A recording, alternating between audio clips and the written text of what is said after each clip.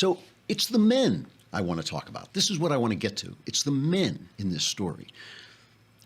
Here's from The Guardian, all right, because this is happening now. Meryl Streep, Judi Dench, Kate Winslet, and dozens of other women in Hollywood, this is from the left-wing Guardian, right, have condemned the producer Harvey Weinstein amid a growing number of sexual harassment allegations.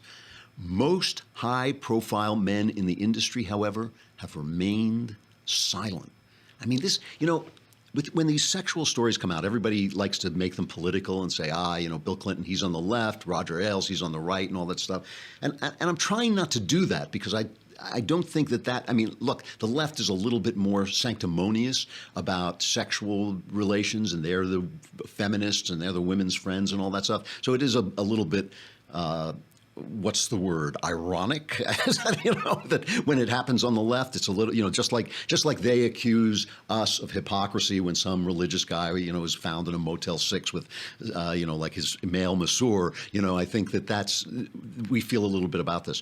But my problem here, the leftism that I have a problem here with, is feminism, because I think feminism, like every other leftist policy, accomplishes the exact opposite of what it says it's going to do. And what bothers me about the right is we're so busy being gleeful about the failures of the left that we actually adopt their values when we do it. So what we say is like, you call yourself a feminist, but now these women are being abused. That's not what I'm saying at all. Feminism to me is a contributing factor to the crime, and I will explain how in just a minute. But let me finish this. The Guardian contacted more than 20 male actors and directors who have worked with the movie mogul over the years, some of whom have projects with Weinstein.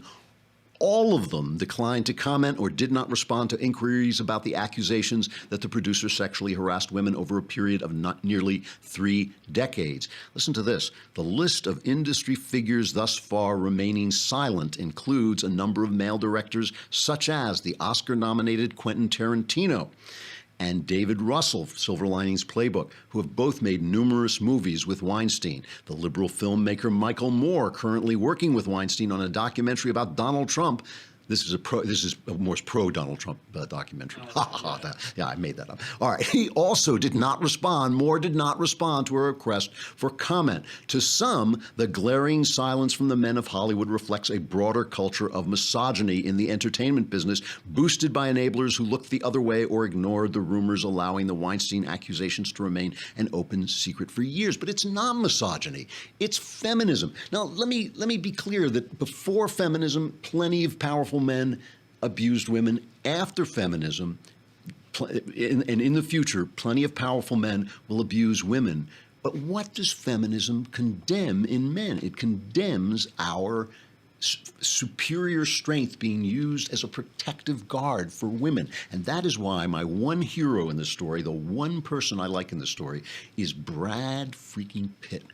Brad Pitt, okay? Here's the story from the New York Times. When Gwyneth Paltrow was 22 years old, she got a role that would take her from actress to star. The film producer Harvey Weinstein hired her for the lead in the Jane Austen adaptation, Emma.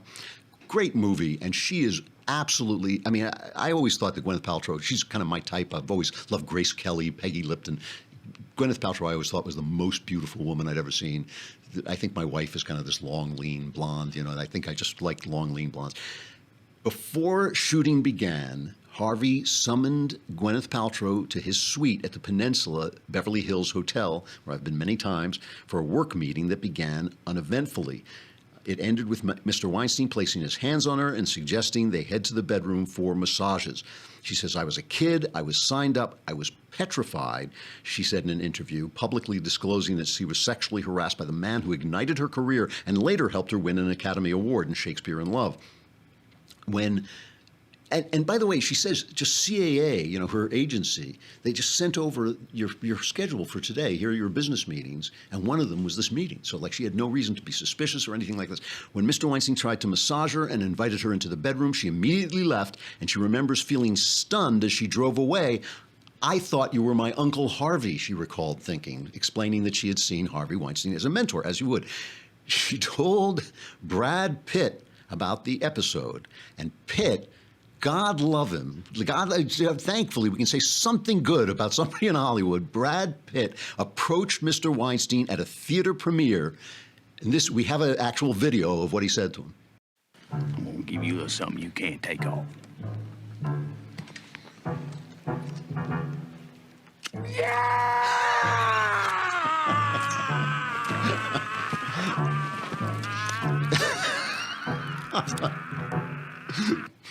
Okay, that was my daydream. that was my daydream. But Brad Pitt went up to him and told him to keep his lousy hands to himself. So, and Mr. Pitt, it says, confirmed the account to the Times through a representative.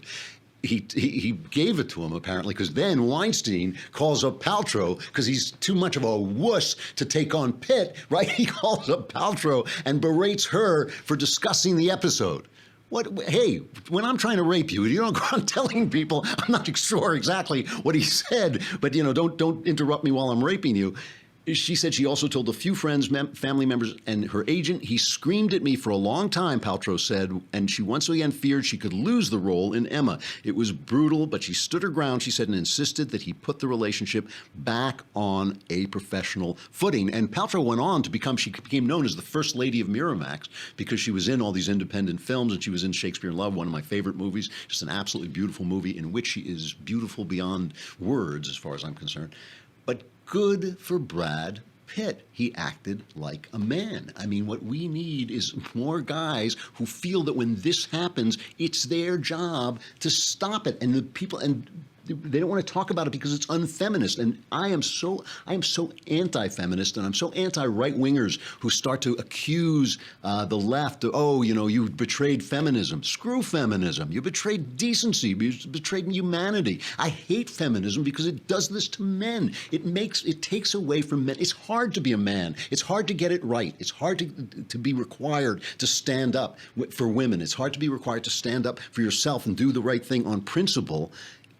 It's hard, and so if women don't help men be men, men don't have to be men, and they won't do it. They won't do it because why should men take the risks? Why should men stand up? Why should Brad Pitt go and risk having his career damaged by Harvey Weinstein? He did it because he was the guy, because she was his girlfriend, and he was the guy, and he did it. And that, to me, is what this story is really about. All these guys who are silent now, all these guys who won't answer the Guardian's questions, all these guys are not acting like guys. They're not acting like men and standing up. And that's why guys like Harvey Weinstein get around, because if they get away with this, because if there are no men, Harvey Weinstein is all there is.